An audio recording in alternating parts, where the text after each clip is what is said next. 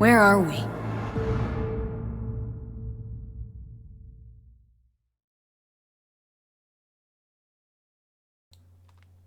Hey everybody, welcome to our news roundup for Cyberpunk 2077. It is April 13th, the day after Easter of 2020. Welcome everybody to our live show. We're doing this live so that we could get some community connection in at the same time. So glad to see so many people watching live. Glad to see so many people in the live chat. Definitely, as always, post your comments and questions there. We're also doing this because we didn't do a podcast on Saturday, and some of you were disappointed about that, so we wanted to sort of get that bit of that podcast feel into this one as well. Anyway, it's great to see you all. I'm here as always with Cybsidian, and Hello. yeah, so it's been a pretty good weekend, pretty restful, but we're back into it now. And yeah, there's actually been a surprising amount of news, so we definitely wanted to do this roundup and not wait till the Wednesday podcast. So, all right. I'm going to just actually switch it over here and bring up Cyberpunk 2077's Twitter feed. We're going to be looking at this, referring to this a fair bit today because there's some info from there. But let's talk about this investor call that happened recently. We know from that a number of things. You've been digging through that info, and I'm sure it was a big topic of discussion on the community podcast yesterday. The Cyberpunk 2077 community podcast. They're comparing us to the chipmunks in the chat. I'm not sure what that means. So yeah, the Cyberpunk 2077 community podcast, by the way, if you are not familiar with that, is a podcast that rotates between our channel, the Mad Queen Show, the Neon Arcade, and Last Known Meal. It's been doing that for almost a year now. Almost a year it's been going, and it covers all of the latest Cyberpunk news of the week. It would have been a year to basically the day to the actual release, but Oh yeah, then it that's the got other thing. delayed. So we are 3 days away from the original release date of Cyberpunk 2077. And what do you think, Cyber? Are we going to get something on, I believe it's Thursday, the 16th, wasn't it? April 16th? I'll have to look that up. Do you think we're going to get something from CD Projekt Red on that day? I don't know if we're gonna get something for sure or not. We do have Mike Pondsmith's birthday, um, Okay. so that is something else to kind of like keep your mind on. Um, and I mean, I could definitely imagine there being some kind of a big event for that. His birthday is tomorrow, Okay. so people definitely send him some Twitter love via his R. Talsorian game. He's also on Reddit quite a bit, so you can probably maybe find a big thread with his with birthday wishes for him there as well. Of course, you can also send him a birthday by going to his website and buying his latest game or pre-ordering his latest game, which is called Cyberpunk Red. So yeah, that is all definite ways that you can do something. We're gonna try to have a little something kind of prepared, but it'll just be really small. But yeah, he is a forward thinker. He is a pioneer in the world of gaming and cyberpunk sci-fi tabletop gaming. He's it's not that he's become a pioneer recently. He's been doing this for many years. I mean, you know, and so really he's an awesome fellow, and we wish him a very happy birthday. Hope he's staying inside, being safe, because yeah, Mm-hmm. it's a crazy time out there these days. Yeah. But yeah, so his birthday is tomorrow, and for the most part, this is kind of where one of the main reasons why we thought that the release date might be about here. We all know that his Cyberpunk original tabletop game was called Cyberpunk 2020, and it happens to be 2020. This is a big birthday for him. Everything is kind of coalescing around his life, and we really hope that everything kind of like fits in properly. So yeah, Mm-hmm. Well, happy birthday, that's Mike what. Pondsmith. And yeah, so the release date, speaking of the release date, every indication out of CD Projekt is that the September release date release date is intact. So the sort of the Yeah, it was reiterated again and again and again in the investors call. There is, other than the fact of just being delayed while working on the project by working at home, that is not enough reason, I believe, for them to postpone this any more. The economy is still, like, it's a concern, obviously, right? There is a kind of a concern for some of the aspects of the economy. There's kind of a concern for a handful of other things going on still, but these are not reasons to prevent the game from coming out. Now, if everything crashes and everything's on fire in a couple of weeks, then that is obviously going to impact stuff. If there's literal, brownouts of the internet and electricity, and people are being corralled into basically like community centers for staying alive, then obviously that is obviously going to that might delay be a the reason game. to delay the game. But Zombie apocalypses tend to do that, and and without being kind of a negative Nancy, that's about the only thing that would actually cause this to be. Asteroid Yeah. comes out of nowhere, destroys the Earth. The game might get delayed. Yeah. Just a So other than that, but as far as how it is right now, most copies have actually been pre-ordered. There's a ton of people waiting for this, and like, depending on how things go, it's actually probably a really good time for it to be released in general. So, yeah, well, with so and many as other we games knew, being delayed, I mean that kind of Mhm. a lot of their competition's being culled out. So yeah, it's seeming like it's still a really good time for them to release the game. Now, I mean, consumer spending might be down. Did they talk about that at all in the investor call about how? No, not really.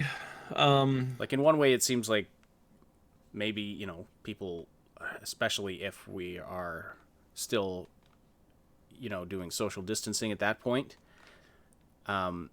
people might be spending more on games than they the Well, money we that know they that might otherwise we spend going to the bar or whatever they might spend on a video game. But if well, so here I have some interesting numbers. So alcohol sales in every country is up by about 300%. So there's that. So that kind of like so the bar tab, yeah, well, that's just continuing to go to what it normally went to. Um, as far as like the other thing that you said, no, it's like people are spending more on games as well, so that is also up. People are spending less on physical games, but as far as we can tell, Steam and a bunch of these other digital platforms are having an absolute bonker time of it. So, yeah, and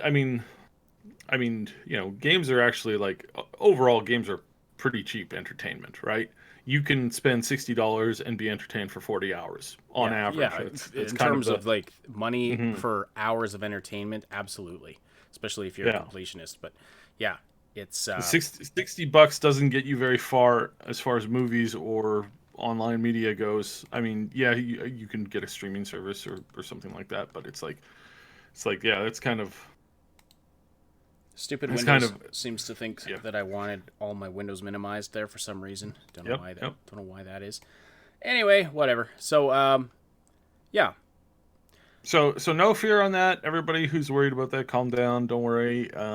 Probably don't need to worry too much about that. Just kind of take an easy breather and go, okay, good. That's good. That's all good. right. Well, let's talk about Yeah. other release dates beyond the main game. There's been a lot of chatter about DLCs and expansions because there was something in the call said about how they learned a lot from the way they handled post-release Yeah, content I've of actually got the Witcher 3. quote Yeah, sure. Go here. ahead and read that.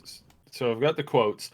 But this is I was gonna point this out. The most interesting thing about this whole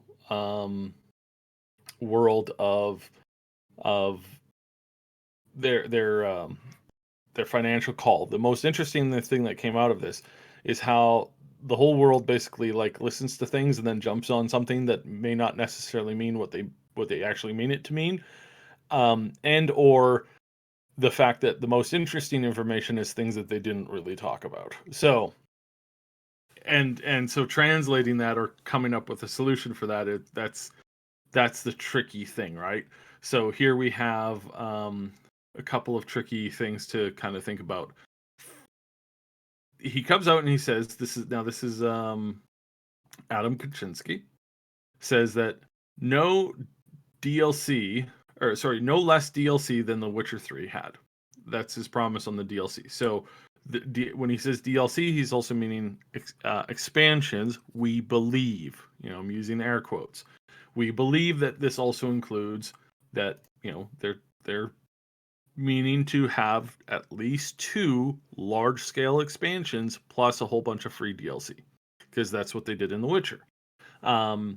But he also had this line in there which he said a scenario similar to The Witcher 3 as far as like what we should expect. So people took this to mean some really interesting things.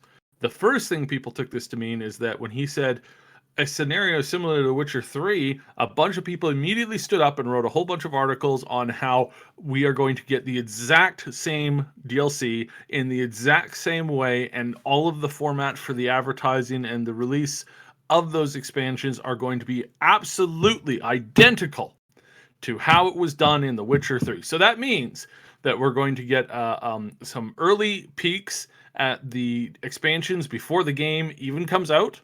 And we're also going to have a whole bunch of info that's going to drop before the game comes out about their extra DLC packs, and that they're going to do the exact same thing in the exact same way that they did all that, which is absolutely stupid, because only an idiot would believe that when he says, a scenario similar to The Witcher 3 means that, oh yes, we're doing exactly what we did in The Witcher 3 verbatim. So expect the first expansion to be announced for Cyberpunk 2077 to be called Blood and Wine. Which, I mean, I guess it still makes sense, right? But it could. This is not what you do. That would be funny if they named the expansions exactly the same thing as the Witcher 3 expansions. But that's not what he's talking about, obviously. Well, we don't know, because it's speculation anyway. What we know is what he said, which is a scenario similar to The Witcher 3. Some people are taking this to say, oh, that means that they're doing exactly what they did. No, the word is similar. Similar, meaning similarity, not, verbatim. So this is kind of led to some interesting scenarios. So everybody is now expecting for us to get a whole bunch of DLC announcements and expansions detailed before we actually play the game, which is ludicrously stupid. We might get their names, and we might get like a generalized concept or like of a release date or time, or we might get like, some really small generalities on it, but I really doubt it. I really doubt it. And the main reason is that the core fans of The Witcher were already well tuned in, pre-ordered, and were very, very, very expectant on what The Witcher 3 was going to be, and they were eagerly awaiting all of the expansions that would come out for that game. They had already played The Witcher 1, they'd already played The Witcher 2, they had already done all of that stuff, and they had familiarized themselves with the world. We don't have that in this scenario. So doing exactly the same thing is stupid, ignorant, and quite possibly insane. You will. As Polly's 911 says in the chat here, journalism and news as it comes to 2077 is a joke. CDPR team could take a deep breath in public, and they'd write articles about what they're assuming they're going to say. Yeah. Yeah, it's kind of silly. It's kind of stupid. Plus, we don't even know, and I raised this yesterday in the podcast, we don't even know if V or our favorite digital ghost, Johnny Silverhand, is actually going to survive to the end of the game. We have no idea whether that's a canon or not, or how that stuff functions. And because everything is open. Everything is open. Everything is on the line with this. We've got Alex behind the wall. We've got digital rabbits everywhere threatening to destroy the internet. Johnny Silverhand himself has threatened to blow up the city. There is literally a ton of open-ended storyline going on here, and we have no idea what is going to happen where in the story. And so for some dumb butt to walk out and say, "Oh yeah, we're going to get some announcements on stuff," and then for them, if they were to do this, if they were to announce, "Hey, yeah, join us for our expansion where Johnny Silverhand goes to the moon," it's like, well, I guess we know what happens in the story now. Like, stuff like that is not something that they're going to do because they're not that stupid. And the fact that there's this thing where everybody assumes that the people that they're talking to, or the people that they're reading about, are as smart as themselves. Like, everybody just elevates everybody else up to their level of intelligence. um I think these, you know oh crap, I can't remember where I was going with that. It was going to be some really cool joke about journalists and expecting them to, actually being able to like put two and two together. um All but right, but let's. Okay, so but so yeah. point taken. Like, yeah, so a lot of assumptions being made, but what do we know about? I mean, you've already said, okay, it's going to be similar to the Mhm. Witcher 3. Did they go into any more specific detail than that? No, no, Okay, and that's the thing. All of these articles are being written off two lines.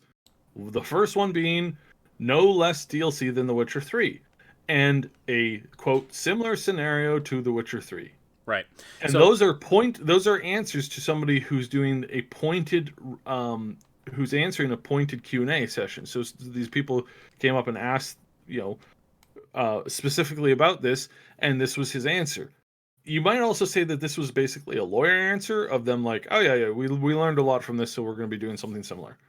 Like that, like that's a great way. Like, I mean, Mr. Ford, what's the newest model of the Ford going to be like? Well, our other cars, it's going to be sort of similar to that. It's like, oh, cool. yeah, Like, that tells you nothing. It's a blasé answer, and I mean that he has to obviously do that. There's yeah. nobody's at fault here other than people that looked at a similar scenario to The Witcher 3 and said, we know exactly what's going on here now. It's going to follow this verbatim. In fact, we'd be very shocked if one of the expansions isn't called Blood and Wine. It's like so that's your guys' logic, right? That it's so moronic, it's mind melting. I Yeah. swear. Again, I feel like I lose IQ points just by reading some of these articles sometimes. Okay. And this whole like some of these articles are 3 paragraphs long. Like 3 paragraphs long. I've noticed that. I mean, yeah, It's like, it's what? just that. Well, you put Cyberpunk 2077 DLC in your headline, you're going to get some clicks, for Yeah. sure. Even if there's no info to write about it, you can throw that up there, and you're going to get some clicks. But what else? So what else came out of the investor call that you found interesting? Well, again, and I know I'm going to sound a little hypocritical when I say this. The most interesting thing was the things that they didn't talk about. So they Okay. didn't. So they talked about how many people are working on the game and how many people. There's a lot of people that are working on playtesting. There's hundreds of people now at the studio that are working on just playtesting this game and finding bugs, reporting bugs, fixing bugs, and that's what they're doing. To me, this sounds like they have a fair number of bugs that they're encountering. That there's some operating bugs or like engine related issues that they're trying to like work through, and that they're doing a good job of squashing that. We basically have 3 months of like just them squashing bugs now at this point, which is going to be much bigger than what most of them have had done in the past. There's still some people working on the actual core aspect of the game, engine work. Things like engine work, that's just going to keep on going, right? That's going to keep on going until they're done making the last expansion and the last like major DLC package. So that doesn't really change that much. The quest team, they're probably still adding stuff, working on stuff, tweaking stuff, and then they're gonna, as soon as they're officially done with that, they're gonna transition very quickly into following up with the expansion work on the expansions. Then you've got like the art team. They're going to continue to add assets and art stuff as much as they can, or creating a backlog of stuff that they can add to the expansion, et cetera, et cetera. And none of this stuff is new. This is just common knowledge. But we do have a missing group of devs now, just from the numbers that they reported, that we know that there's probably about 100 to 200 people working on something that we don't know yet. Okay, And interesting. so, like, I mean, and again, this is fairly speculative, but it was clear that those numbers were there, anywhere between like 40 at a minimum, which is interesting because that 40 is exactly the number of people that are working on the oh, I can never say this name right, the Sparkov project thing, whatever they what when they bought that new studio, it came with 40 employees. The We still Spucko don't know what project, yeah. yeah, we still don't know what they're working on. And the fact that there's now more devs missing from the official count means that I suspect strongly that there's more people now working on whatever this project is. And perhaps the concepts of and we know it's a mobile game, or not we know for sure. We have strong indications that it's a mobile game, and we have strong indications that they've moved more and more people over to it to assist with a couple of things. Again, this is just off of the numbers that they're reporting. There's no secret back end information going on here. All we know is that they are for sure working on something, and they continue to say that they're only working on Cyberpunk and or Witcher related content now. So we know that they're doing the groundwork now for the next Witcher game. That they've been doing that for a little bit. You know, probably doing like writing and stuff like that. And now that team is going to start to slowly grow. Um, but yeah, I have a sort of a feeling that we're also going to see this mobile game, and that maybe they had the original idea or the original concept for a mobile game. They had that concept, and they've now kind of moved that over and combined it with what they're working on right now to enhance the original mobile concept by basically scrapping what they had been working on, taking it over into the new studio, and then combining it with whatever concept they had there. They could have had an idea that it was kind of like, it wasn't anything groundbreaking, it was just kind of cool, but maybe this new team was working on something that could be considered groundbreaking, so they've then kind of shifted their focus onto that. The old thing isn't going to be coming out anymore. This new thing is there'll be a bit of a delay on it. Some other stuff there with that. So it's interesting, and we know that they had a really good concept because there was some whispers in the community of what they were working on before they got bought out. So before they got bought out, I know that there were people that were given some proof of concept, like pitch stuff, apparently is what I was told. So pitch stuff, I mean, again, that's really normal for the industry. That's not a secret. People go to the GDC to pitch stuff all the time, right? So it's now you're still signing NDAs and agreeing not to steal their concepts, but the concept that they had something that they were showing off to some people, and they clearly pitched it to CDPR, so we know that there was at least one pitch meeting. We know that for positively sure, that there was at least one pitch meeting, and that was successful. But normally, when you get this stuff, you usually end up having, three or more pitches, just because you want to get yourselves the best deal, right? So yeah, this is something that I think we're going to see. So this is really interesting. I'm really excited for whatever this project is, and we have more people that are now not officially being accounted for when they account for people. And it's like so you see a friend, and the friend has like four kids, and you're like, so how's the kids doing? And he goes, well, one of them's doing this now, and yeah, it's been great. Me and the wife been doing that. So what about your other three kids? Oh, stuff. It's like, either you don't want to say something, or you can't say something, or you don't want to say something. Hmm. Something is definitely going on there. So Something yeah, officially, something. unofficially official is happening. So other than that, than them basically confirming that everything's on track, that they have a lot of money in the bank. They are not like these other stupid companies that we see now. I don't understand. And for the love of God, please listen. If you are ever, I mean, this is good advice for yourself. And I know it's difficult. I know it's very hard. But it's not hard for you to do this if you're a big company.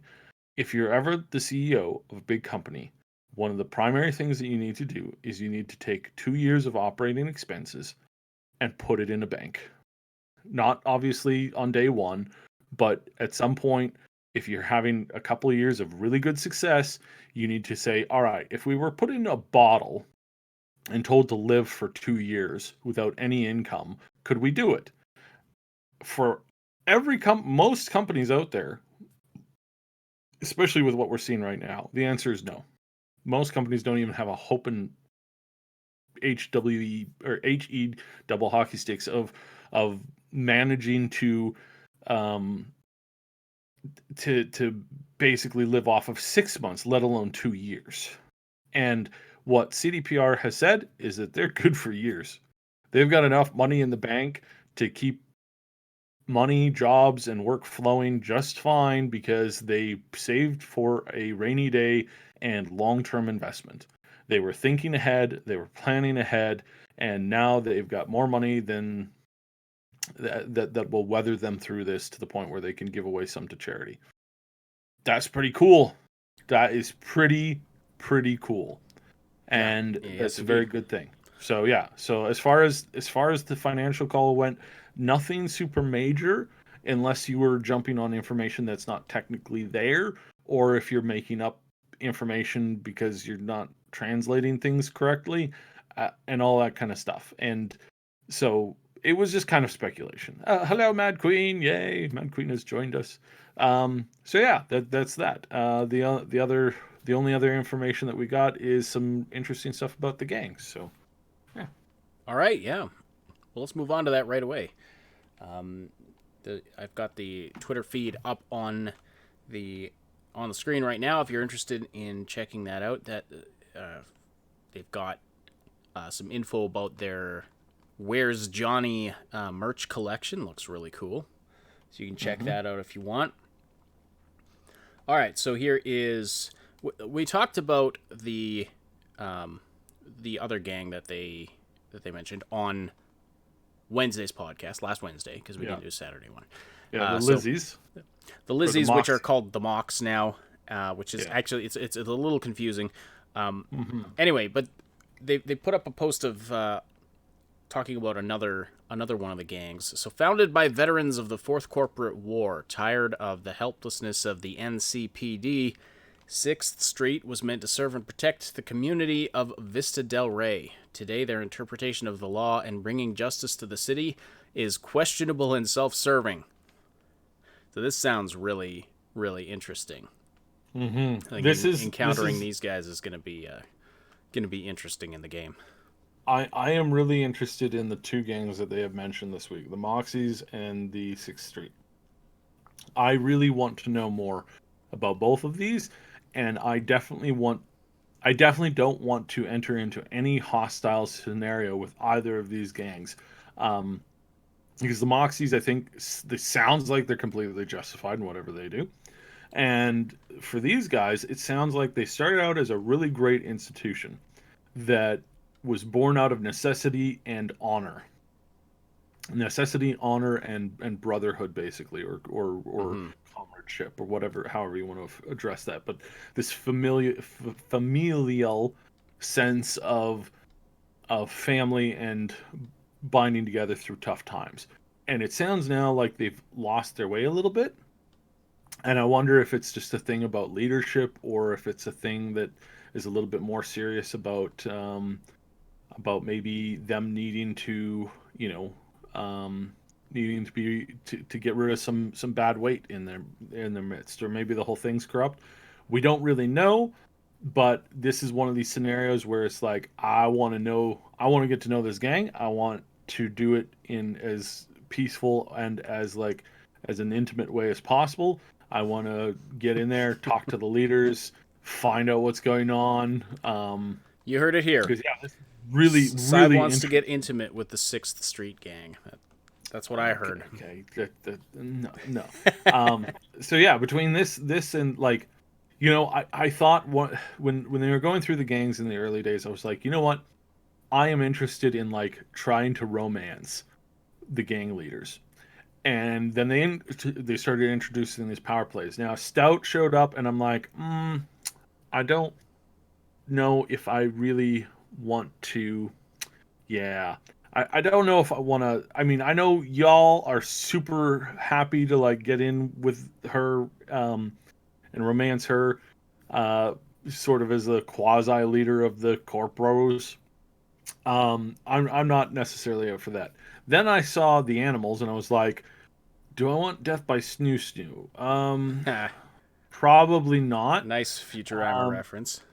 then I saw the other ones, the ones that we actually saw before then, with the guy with the bass thing, and I was like, can I imagine having a candlelight dinner with him? Well, forget the candles because his face does that for it. So, um, no. However, with the announcement of these two gangs, I'm really interested. I really want to know what's going on here, and I mean, I'm just going to go on a limb and assume that the leader of the Moxies, that's going to be a really nice dinner time. But then again, you might get something here too. It really depends. I'm up for either, and I'm really happy that this is out there. And really, really interested in seeing kind of more or less what's going on there. Yeah. Yeah. So. There's this tweet here from Adam Badowski saying, giving an update on their, submissions to age rating agencies, and he just says he's happy to share that Yeah. it's already been rated by the vast majority of rating boards around the world. Yep. Yeah. So it's ready to go. Basically, everything in this game is ready to go. Mm. We can see that for the most part they were ready for um, this April launch, and that very, very, very close. That there was basically no need for the delay other than they hit a snag or two.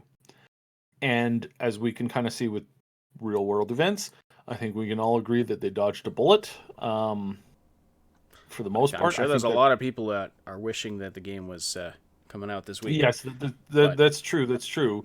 But I think just due to everything that's going on right now, I think the best thing is to kind of relax and have just pure digital releases. And I know that would have been difficult for a lot of people because they were yeah, true. and they still are wanting that physical release copy. Um, so yeah, but I think overall, I think this is probably the best move out of the situation, just due to the fact that we've got all the stuff going on that's going on, and and I think that this is going to allow them some really great time. So as far as new information coming out, I think keep your ear to the ground because I suspect there's some stuff coming. Mm-hmm. So yeah. Eric Kai asks, and Scadril had a question earlier that we will get to in a minute. Eric Kai asks, how does age rating work? Did the agency play through the whole game? How does that work? Um. So I think it's been evolving recently. So it used to be that basically you'd basically like walk them through all the assets and the story. And then they'd look at it and they'd say, okay, well, I don't see any prawn here, so we're just gonna call it. Cool. Here's your rating. Um, but now I think they get a little bit more involved, and there's some more actual playing of the game. Um, but I think once they hit a certain point, they realize that it's going to obviously pass this rating or that rating, and it's going to end up being here or there. That I think they're pretty much set with that. So yeah, yeah, I think that's what's happening. Okay. Here's the other gang. The first lore bit they dropped about gangs. This was back on April 8th.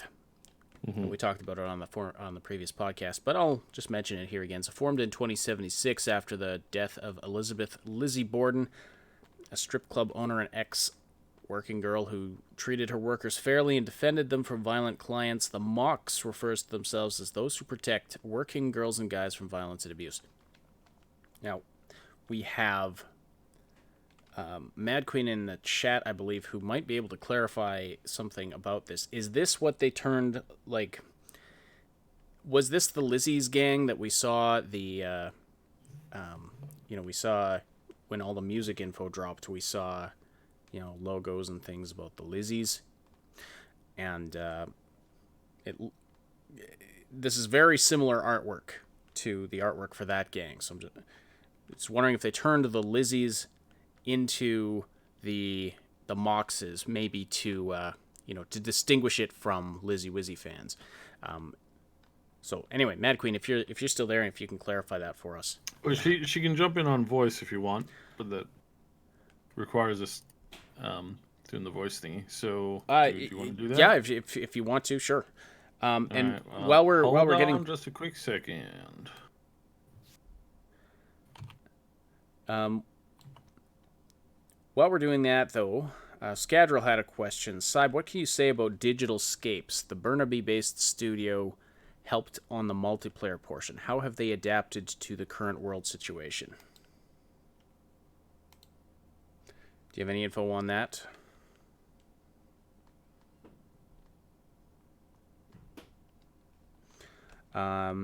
Okay, so Safe Aofi says, I am hyped for this game, mate, for my new PlayStation 5. That sounds awesome. Let's see. What else is going on in the chat here? Is there any way for you to become half snake, half human in Cyberpunk lore? Asks Tarek Winigan. I have. I imagine, with the kind of things that you're able to do, as far as body modifications, I'm sure if you wanted to put snake scales on yourself, that would not be at all a problem. All right, are we...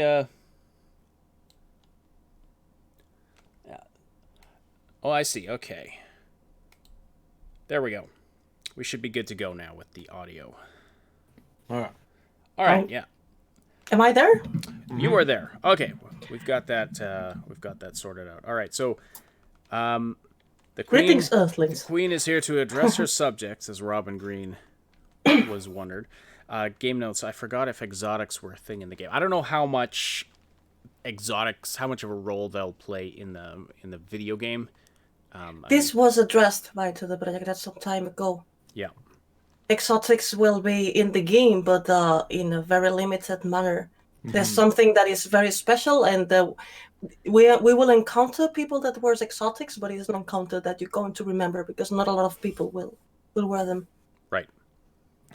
There's I imagine there's a lot of technical limitations. The technical issues of doing the exotics is a very big issue. Yeah. Someday we'll have systems that can be like, okay, I want to have a tail that's this long and it's covered in fur of, these three repeating colors and this, and I'm going to have snake scale skin, and I'm going to have, you'll be able to customize your character to ridiculous extents like that. But currently, current gen, that would just take a lot of processing power. Anyway, so you were going to talk about the Lizzie's gang here, Mad Queen. So, the Mox, and what is their connection to the Lizzies here? Well, I had to develop a theory because I did directly ask to the project SPR if they were the same gang, and I'm still pending an answer. But I wouldn't be surprised if they changed the name for two reasons. First, because the Lizzies can be confused with the character of Lizzie Wizzy, and second, because the Lizzies exist in the game. But the thing is that the Lizzies exist in the game in an adventure called Night City Stories. That is a licensed adventure. Talsorian Games doesn't have the copyright over this adventure. The licensee does, which means that if they use the Lizzies name of this booster gang that has absolutely no relation to the Lizzies in Cyberpunk 2077. So if they use that, they could have legal problems with the copyright owner of this name, which is not Talsorian Games, but the people that wrote this adventure that then licensed to Talsorian. Okay. All right. That makes a lot of sense. I figured it was something like that, and it makes a lot of sense. So that kind of confirms, though, that yes, this was the Lizzie's gang, or that we were seeing hints of back when all the music info dropped, but they've changed the name of it to the Moxes, or the Mox. It says the Mox, like the logo says the Moxes, but then in the actual tweet text, it just says the Mox. So Yeah. I don't know. If And I suspect strongly that there's correlation between between Lizzie Wizzy fans and the Mox, just because probably if you were to take a poll of like if we actually were in the Cyberpunk dimension universe and you took a poll amongst all the members of the Mox, I suspect strongly that the most common answer to who's your favorite band and or singer is probably going to be Lizzie Wizzy. It seems really obvious, and that there's a subtle tie-in that's not necessarily meant. That's not that means that there's no actual correlation between the gang and her. But that there is obviously a cross fan group, right? It's kind of like there's probably some overlap. Yeah. yeah, kind of like darn, I was gonna do a Deadpool joke. That's okay. We're running low on time, so we're going to move on. There's just one final question from the chat I want to get to. Scadril says, Cyb, what can you say about Digital Scapes? The Burnaby-based studio was helping on the multiplayer portion. Sorry, the Burnaby-based studio helping them on the multiplayer portion. How have they adapted to the current world situation? Sorry, say that again.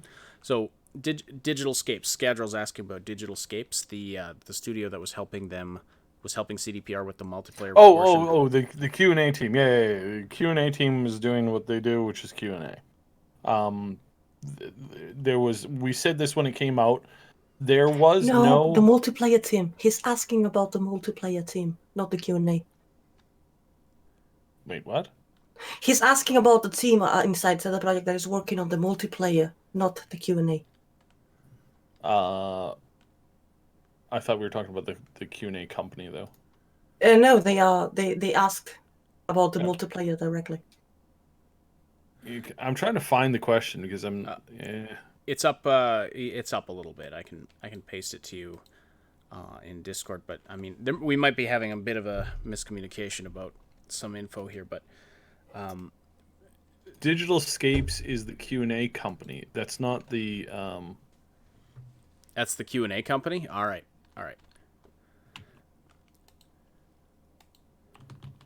Yeah. So Digital Scapes is the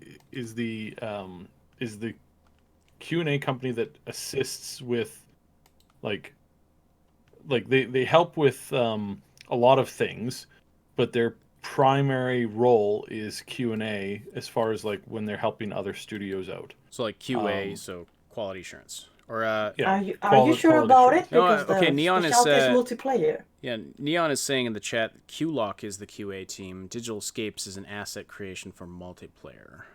Oh, okay. I see what. Okay, no, I see the confusion now. Okay. So yeah, this is actually a Canadian company. They're based out of British Columbia, and they actually are pretty cozy with BioWare and a couple other. I think there's a couple of game developers there from Radical and Relic too. So it's a. So yeah, okay. The question is whether or not. Oh, of course, there we go. Just do you have anything to say about the team that's working on the multiplayer? Basically, like no, because there's nothing like everything on the multiplayer right now is speculative. There's no way we can answer much of anything as to what's going on with the multiplayer development because it's still under heavy conceptual change. So if I had heard a significant amount about the multiplayer a month ago or 2 months ago or 3 months ago, most of that information is going to be either defunct or revamped or completely changed. And I probably should use like 6 months and 12 months. And I suspect strongly because this is not a 2020 release. It's not going to be, by all accounts, it's not even going to be a 2021 release. That means within the next 2 years, we're going to have a significant amount of alteration on the core concept of the game, most likely. So yeah, there's a lot of stuff going on there. As far as Digitalscape's like usage in here, it's mostly just going to be for like asset development and things like that. Excuse me. Okay. Well, I guess that a lot of feedback from players when the Cyberpunk 2077 is released is also going to be taken into consideration when when finishing the shape of the multiplayer. Yeah, more than Yeah. likely. Yeah, absolutely. And we don't know how much, and here's another thing that most people haven't really thought of, is we have no idea how much of the old multiplayer systems are buried in the current game's code. Because when they started working on this, they started working on it with both multiplayer and single player in mind for the same release. And we know that a lot of files and a lot of systems, and sometimes entire option modes, rather than being stripped from the game, are just buried in the code or just left turned off. And you find this with cutting room floor content a lot. So, any company that has like Bethesda has a ton of stuff that they leave in the game that was left on the cutting room floor, and then modders go in and they're actually able to revive a ton of content that was left partially finished, wholly finished, just not turned on, uh, bits and pieces here and there, and they're able to like rebuild and reconstitute some of this concept stuff.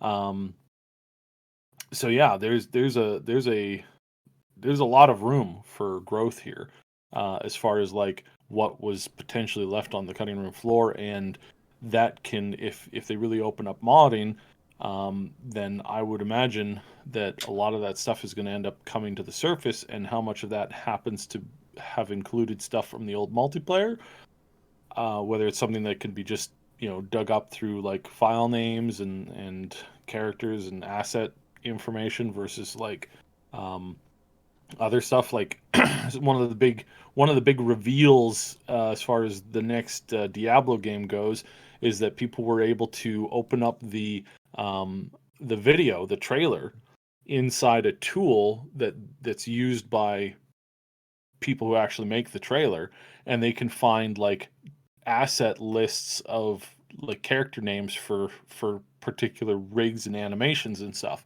And they found some very interesting information about the name of one of the characters. It's the only character who actually has a name. All of the other characters, the human characters in the trailer, are all given just like designations of roles. So like rogue, thief, bruiser, that kind of stuff. And turns out that this one other character was actually given a name that was very unexpected. And people are suddenly raising their eyebrows going, what? So stuff like that is what you can dig out from just game file names, and you can end up seeing some stuff. So, and most companies don't bother with like trying to like obfuscate or like create like fake leads or rabbit holes very much. So yeah, so that's what's going there. So yeah, as far as multiplayer goes, we're going to see significant change over the next like 2 years. And a lot of that is going to come at the behest of what the community ends up doing with the game and how they end up reacting to the stimulation from the community itself. So Awesome. Good. yeah. Good info So there. And Scadril says his question was answered. So yeah, thank you so much for that.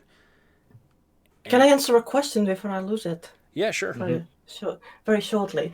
Robin Green says, Johnny Silverhand sounds like something I can ask for at certain clubs.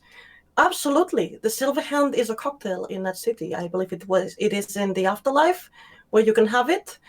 And I can't remember the complete composition, but it had CO2 on it, which is the oil in the future.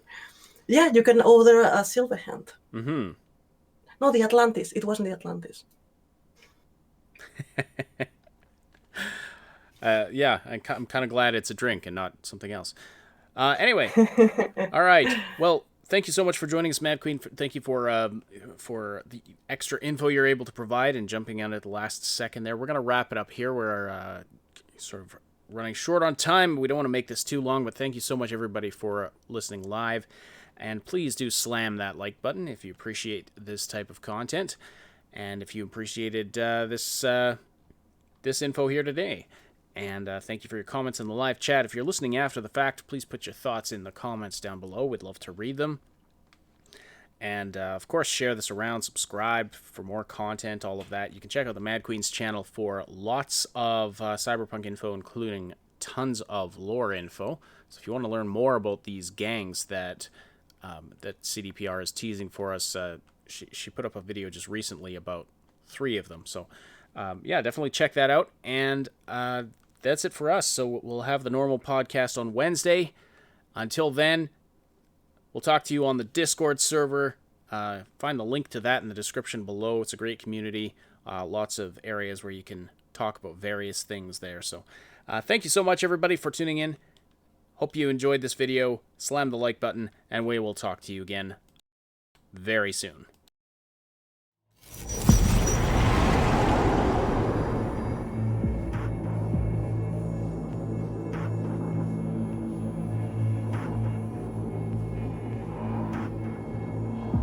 Where are we?